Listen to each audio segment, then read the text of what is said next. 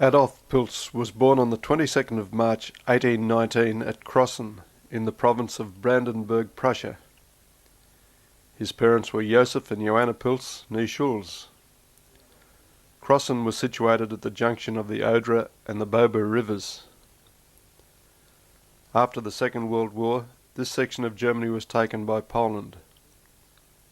The Polish name for Crossen is Krosno-Odrzański. In 1842, Adolf migrated to South Australia with his brother, settling firstly at Lobethal. To support himself, he worked for a while at Tweedvale in Bloomberg, earning 7 and 6 a week.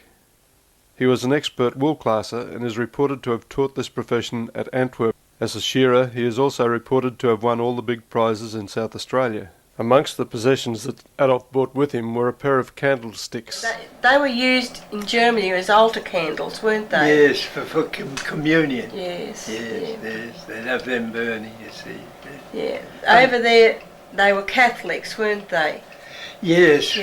I think my grandfather was a Catholic when he came out here, but he changed over to the other religion and become very strict.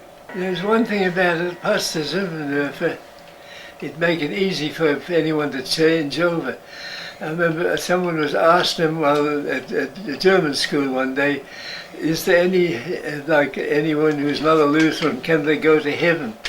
And he explained it this way. He says, heaven, he says, is a big place, he says, and there's many entrances into it. And he says, it doesn't make much difference. He says,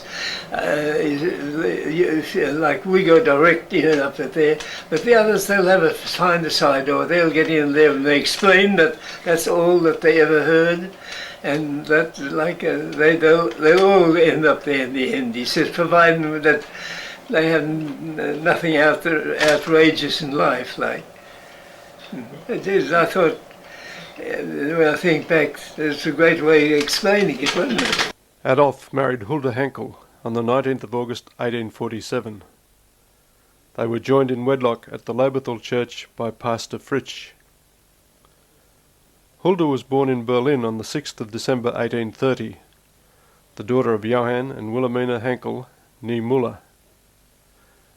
Late in 1846, with her parents, 3 brothers and 3 sisters, she emigrated to South Australia. Johann had been a jeweller in Berlin, but became a farmer at Bloomberg. It is thought that the eldest brother may have drowned on the journey to Australia.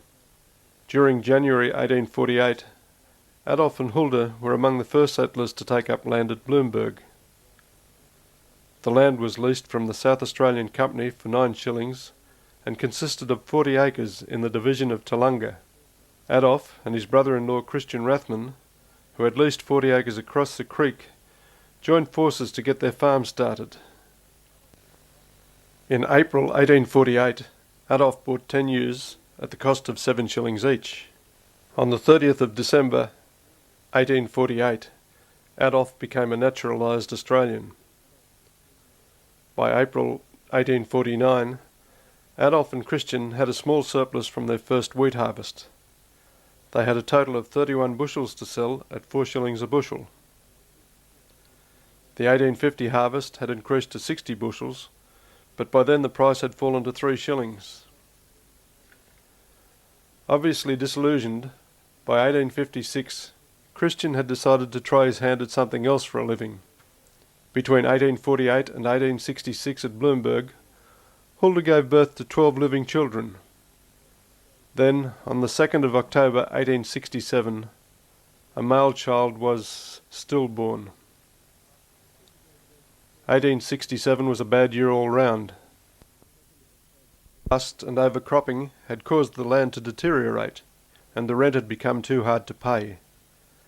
So in 1868, Adolf set off with his family for New South Wales. Ironically, in 1869, the rent dropped to 3 shillings. Adolf was the last of the original settlers to leave the area. The section of land that he owned is still known as Piltz's Paddock. During their stay in Bloomberg, Adolf achieved the position of first councillor of the district. It is believed that Adolf, Hulda, and 11 children travelled to New South Wales in 2 covered wagons. The journey took about 7 weeks, and with food scarce, was very arduous. They took up residence for a while at Gindra, joining the few settlers who had preceded them. Sometime prior to 1871, Adolf acquired a property about a half-mile south of Walla Walla and resumed his life as a farmer. They had cattle and sheep, and they'd done a bit of cropping too. They used to take a load of wheat into Albury to Burroughs, like once a year when there was 2 cropping, and he knew how much bran and pollen was in that amount, and he'd give them the flour, and he'd keep the bran and the pollen. That was his payment. You see, there's no money at all. They take it in the German wagon. You see, they take a load in, and that'd be enough for the year. You see, he had a 1/4 of an acre of grapes, mostly wine grapes, and he used to make his own wine. And I remember them talking about it and laughing about it. Uncle Frank Piltz was down, he was somewhere tomorrow at the time, he come down to visit us, and he and Alf and that, he had big casks. They used to knock the casks with iron hoops around them, you see, to hold it together, you see, in wooden casks. They used to knock this back, and they bored a little hole in through it, and they put a stick into it, when they wasn't using it, but they put this little hole into it. They bored it out again, and run out, say, a gallon of wine, and they'd be having their little parties on the quiet, you see. They were living in the big house, like the old fella, and they had this, the first house that they built, they were living in that at the time. They get in there and they drink it. And when it came to, one day, they had visitors, and he decided to open that cask, they put a tap into it there. But it was so light, and he shook it, and he said it must have evaporated somehow. He never said that they pinched it. They always had a big garden there. They grew their own potatoes and vegetables and all that, carrots and everything, all sorts of things. They even had senocot growing there, like it's a bush about that high. You can buy it now, in the chemist, like a little pill for sort of laxette. You might know it too, like senocot, but they had it grow in their bush.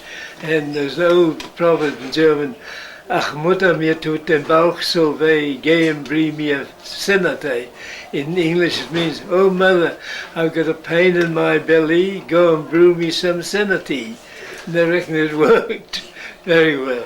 They used to boil potatoes they're big, in a big boiler, like with a big family. And then, when they were cooked, they'd pour the water off and pour in, say, a litre or so of milk, and they'd mash it up with this here. That was we called it Quetzkartoffel. That means potato, like a Quetzkartoffel, I mean potatoes mashed up let's see, with the milk. But that's what it was. That's not a donger. Yes, that's what it was, yes. It was always hanging there, for potatoes, well, a family of 12, and the parents, there's 14 there, visitors there. They'd want a lot of potatoes, wouldn't they?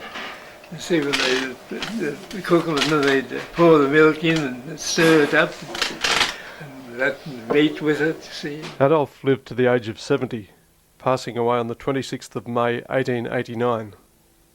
Cause of death is listed as hemorrhage of the toe. He's buried in the Walla Walla Cemetery. By 1893, Hulda owned 116 acres of land, had 2 horses and 14 head of cattle. Hulda was well known for doing beautiful handiwork, although in her later years she was badly crippled with arthritis. I remember she used to get about on crutches when I first remember her, like 2 crutches, and then she got bedridden, and for years. And she used to lie in the bed, and she used to like us, like to come in and talk to her, and that she'd tell us little stories and that. But she had hair that went right down to her like hips, and she always had them plaited, like on each side of her, like lying in bed there. She was really proud of her hair. Like those days, they reckon as a woman's crowning beauty was her hair, like. Hulda died on the 7th of December 1905, one day after her 75th birthday, at the home of her daughter Sophie Voss.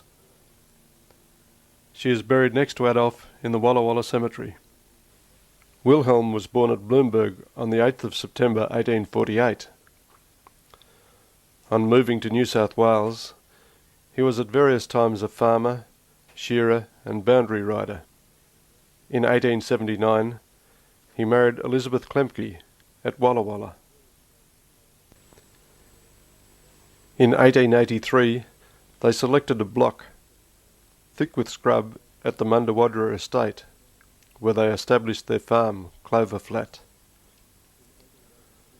By mid-1880s, the couple had built a substantial peasy house, which also served for church services and social functions. They were among the first settlers in the Munyabla district. One day he was putting his boots on and he never had any socks. He wrapped a rag around his feet for some reason or other. Whether he had sore feet or didn't have any socks or what, I don't know. We were only kids, of course, and it's something I've never forgotten. When they were living on the farm there, they had two places there at one stage. See, when I was with grandmother, she was, say, down this way, and the other place was up a bit further there. But grandmother was always, as far as I remember, when I was with her, always on her own down this other place. Yeah. And because she always used to go to town with a buggy and horse. And, well, grandfather they must have kept the 2 places going, you see. Yeah. That's why he was looking after one. But I remember being up there too, just the same. He used to just scatter around a little bit. I think he did a bit of fruit tree pruning Oh, and go around to some of the neighbours or round about. And I know he was away from home a lot, yeah. but I somehow think I know he did a bit of that. Mum brought us into Henty for some reason or other in the sauce and sulky. And she went up to when Granny Piltz lived up at the edge of Henty, Yeah. the north side, and she tied the horse up to the fence post there or something, and we went inside and I asked for a cup of tea or something, and the poor old pony, when she came out after it, was dead, collapsed in the shafts of the sulky, Gosh. and they had to get a message out to Dad through roundabout way, and he came in and got us that night in the buggy and a couple of horses and took us back home. I remember that riding home in the dark, tired kids in the buggy back out to the farm. Poor old granddad, he had to shift this horse, this dead horse, and he got hold of a couple of horses from somewhere and dragged it away to the common and dragged a lot of dead timber onto it Oh, to yeah. burn it, because there was, for some reason or other. And later on we heard that he got into trouble because the hook didn't all burn away. Wilhelm died on the 11th of March 1934 at Clover Flat, which was now owned by his younger son Arthur. Elizabeth, who was born at Light Pass in South Australia on the 21st of January 1855, died at Henty in April 1944. Wilhelm and Elizabeth had 6 children: Matilda, Louise, Ernst,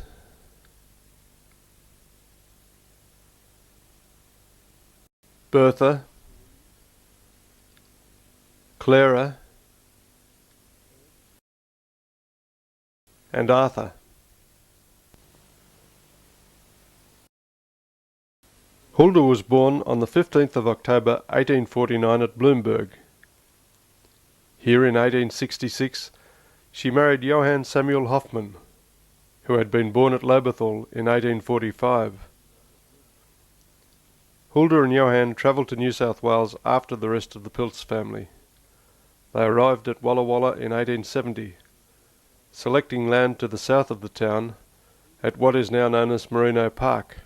Here the three eldest children were born.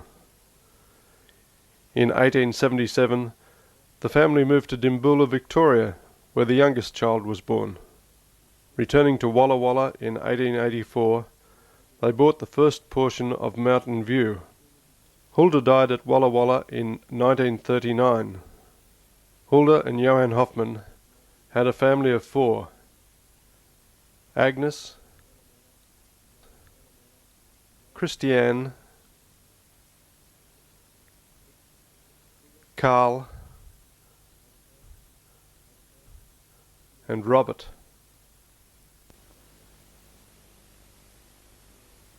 Selma, born on the 24th of April 1851 at Bloomberg, married Johann Lange in New South Wales on the 20th of August 1874.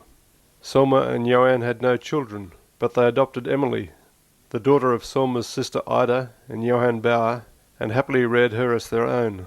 Selma died in Victoria on the 28th of May 1926. Emma was born on the 23rd of November 1852 at Bloomberg. On the 27th of January 1880 she married John Newell at Rupunyup in Victoria. On the 4th of April 1940 Emma passed away at Yurong Creek. There were 6 Newell children: Selma, Bob, Emma, Clara, Joe,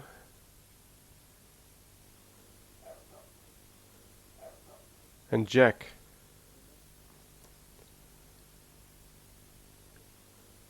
Adolf Heinrich, born at Bloomberg on the 5th of August 1854, married Paulina Grock at Girogery in 1879. Paulina had been born at Lyndoch, South Australia in 1859. In 1880 they moved to Dimboola, returning after 9 years, firstly to Henty and then to Walla. In 1900 they again returned to Henty, where they took up land. Paulina died in 1932 and Adolf in 1941. They are buried at Henty. Adolf and Paulina had a family of 15: Carl, Anna, Hulda,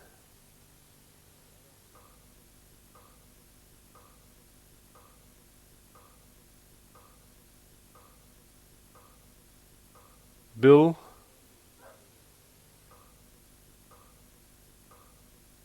Herman,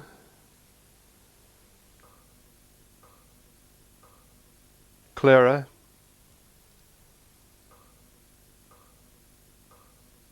Agnes,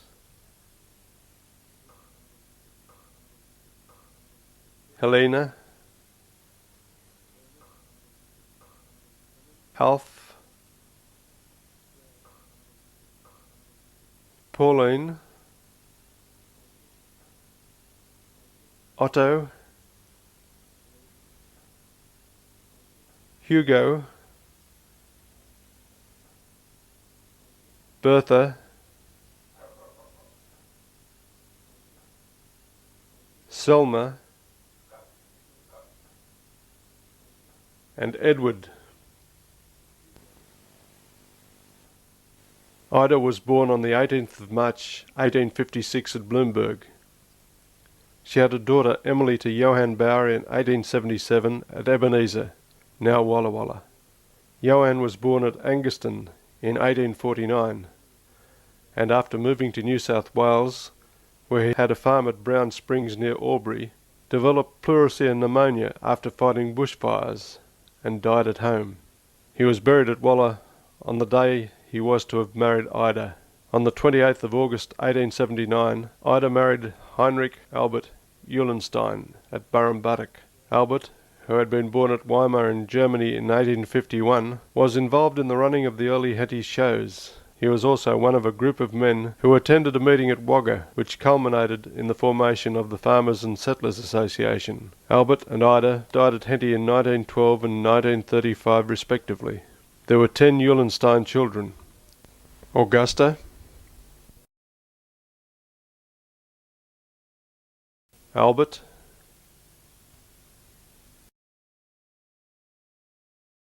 Robert,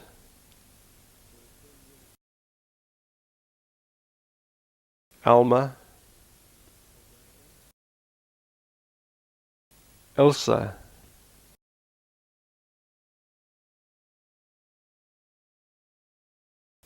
Laura, Gottlieb, Leo,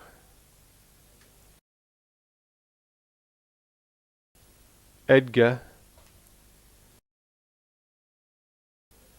and David. Robert Albert, born at Bloomberg on the 25th of August 1857, was married twice. The first time in 1880 in Melbourne was to Auguste Raschke, who had been born at Light Pass in 1862.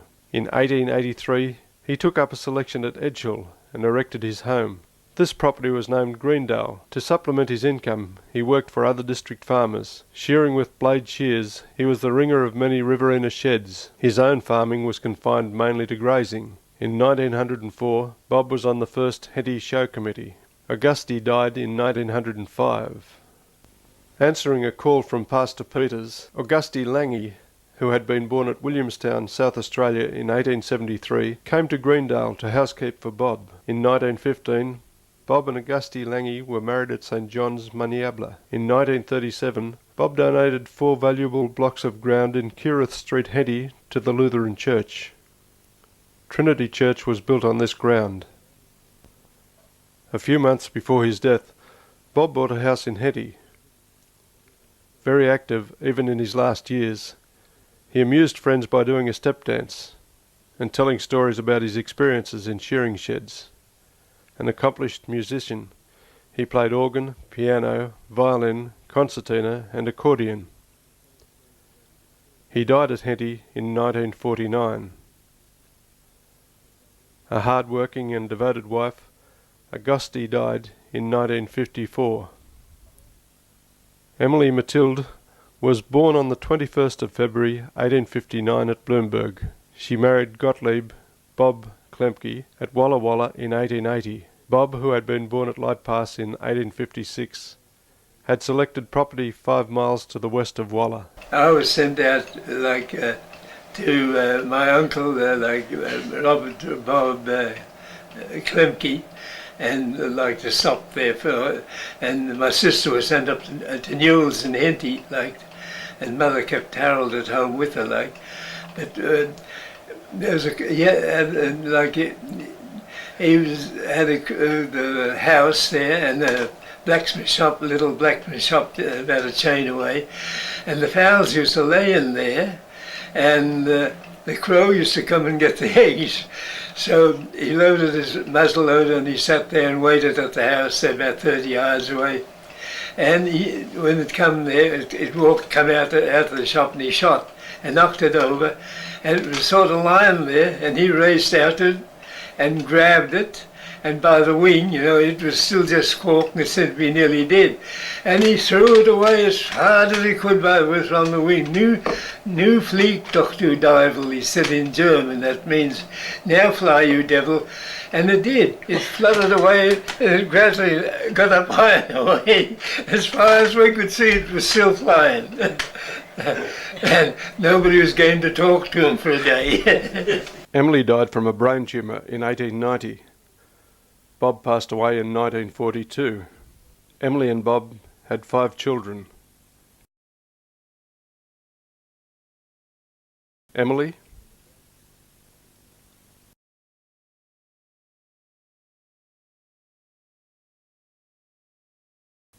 Emma,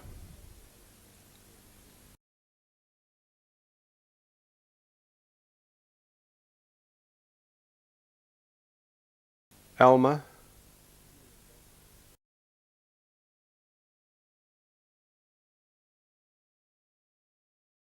Molly,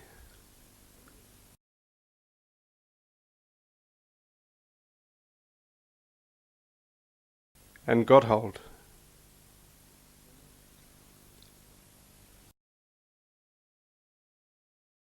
Karl was born at Bloomberg on the 5th of May 1860. In 1883, he married a 20-year-old Maria Pumper at Burrumbuttock. Karl was among the first settlers in the Munyabla area, having moved to Pleasant Hills in 1888. Maria died in 1900. Karl then married Auguste Matilda Emma Damschke in 1905. Emma, who had been born in 1880, died in 1909. Karl died at Henty in 1942. Karl and Maria had 7 children. Charlie,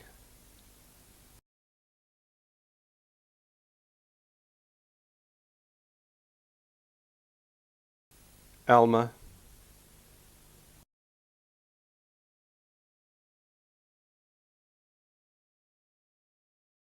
Ted,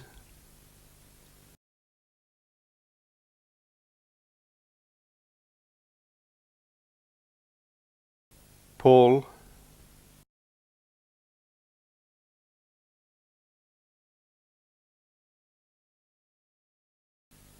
Clara,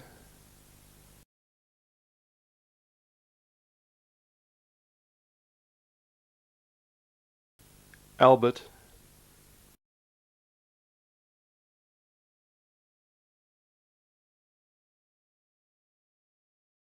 and Eddie.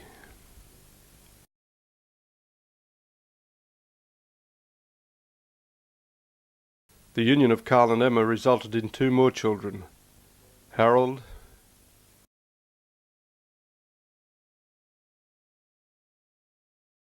and Len.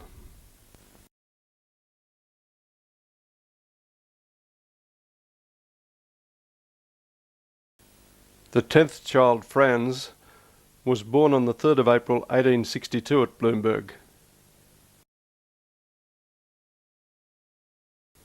He married Ernestine Quast at Jerodgery in 1888.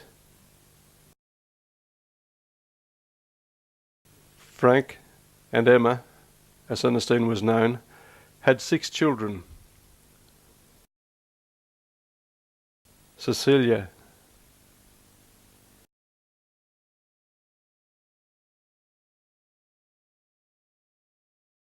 Helena,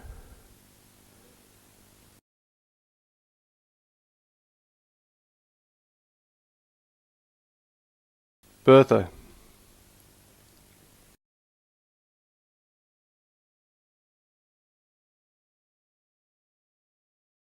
Arthur,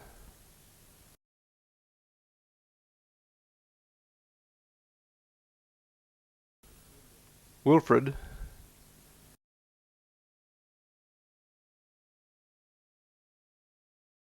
and Eric.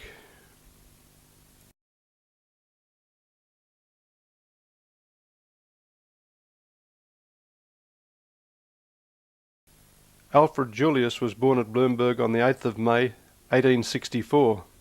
My uncle Alf Piltz, like there was a big family like in the house, and they had a lot of the cows, they milked several cows there.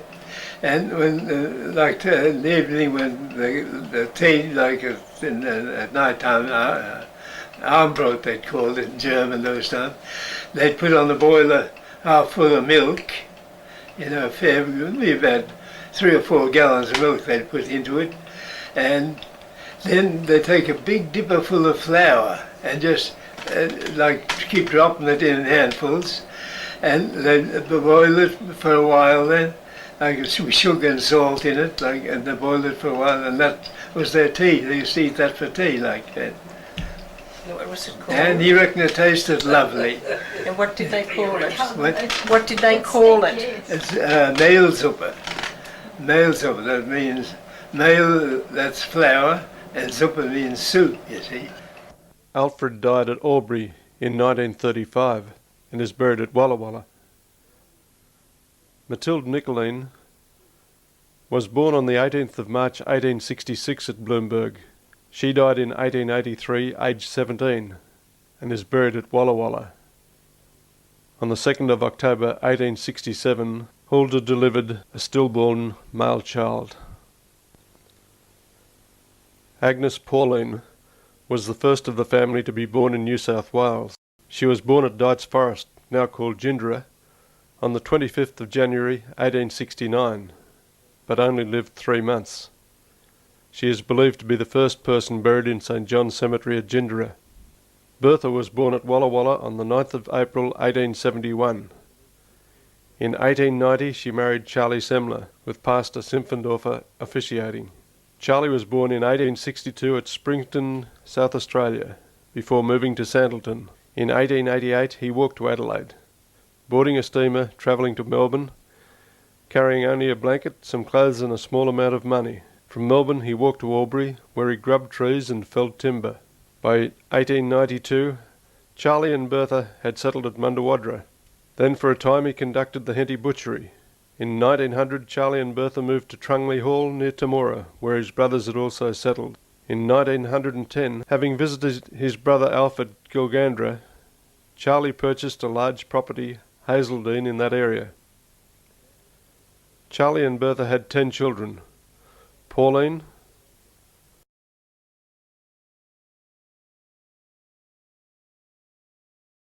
Herb,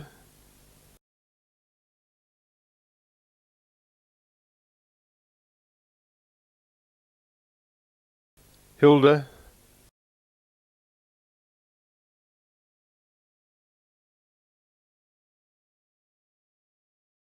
Emily,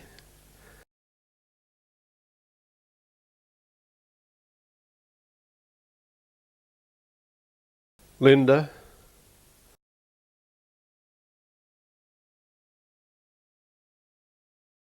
Norman,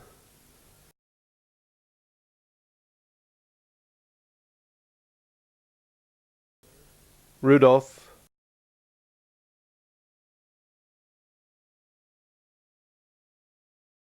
Clara,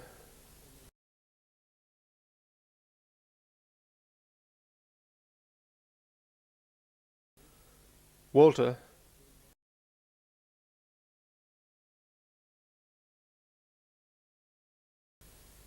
and Bertha.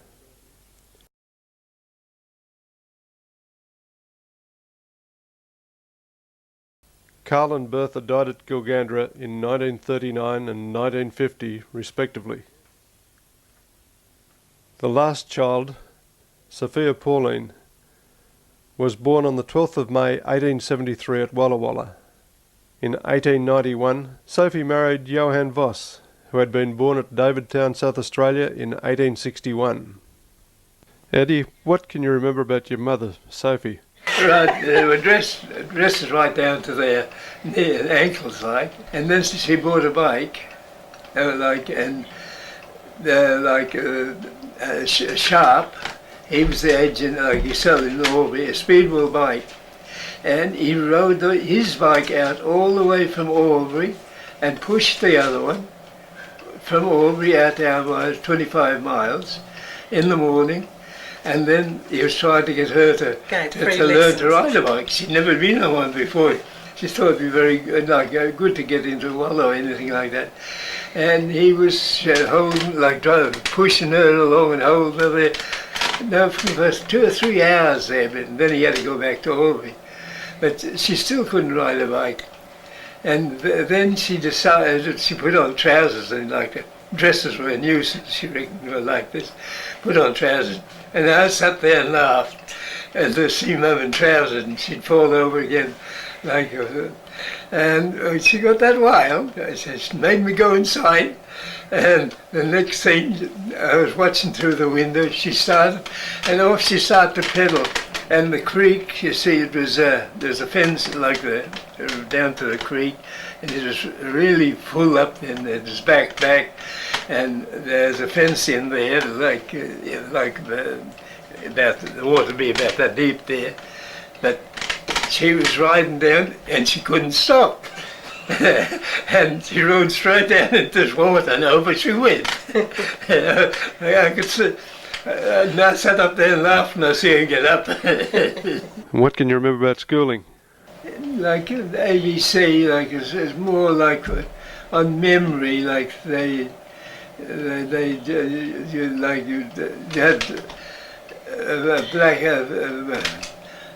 had sort of boards you'd hang on there, and VAT, you see, and you'd have to spell it out, VAT, what's that? Bat, you see, what's a bat? And you'd call them it was something you hit a cricket ball with, and or you'd see them flying about at night, bats too, you see. What was your teachers like? Well, Hunter, he come from England, and he was very strict. You wasn't allowed even to turn round in your seat those times. You'll get the cane for it. Come out here, hold out your hand, or whoosh, the cane across the hand. He was very strict, he was. But I often got the cane. It was all like English, and we had half a day's German school in a little place halfway over to the church. We used to go over there and have a German school then. But when the parson went over to Germany for a holiday, he went over there at one time, Pastor Zimmendorf, he went to Germany for a holiday. You see, he come from Germany in the first place. And then Mr. Hunter, the speech teacher, it surprised everyone. He took over the German school, and he could talk it too. Sophie and Johann had a family of 4. Alma,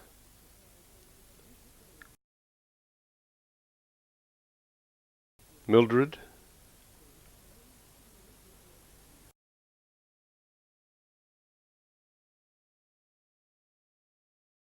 Edwin,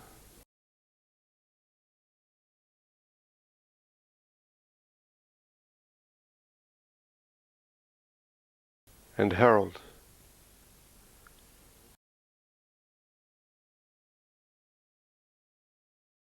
Johann died in 1933. Sophie lived until 1937. On the 15th of October 1933, a Piltz family reunion was held at Wattlevale, Walla Walla. Just as the 1994 reunion coincides with the birthday of Eddie Voss, the 1933 reunion synchronised with the birthday of Hulda, the oldest Australian-born daughter.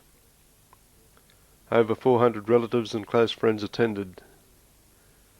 The occasion, which was written up in the Albury Banner and Wodonga Express, was marked by toasts to the King and to the parents, uncles, aunts, the guests of honour.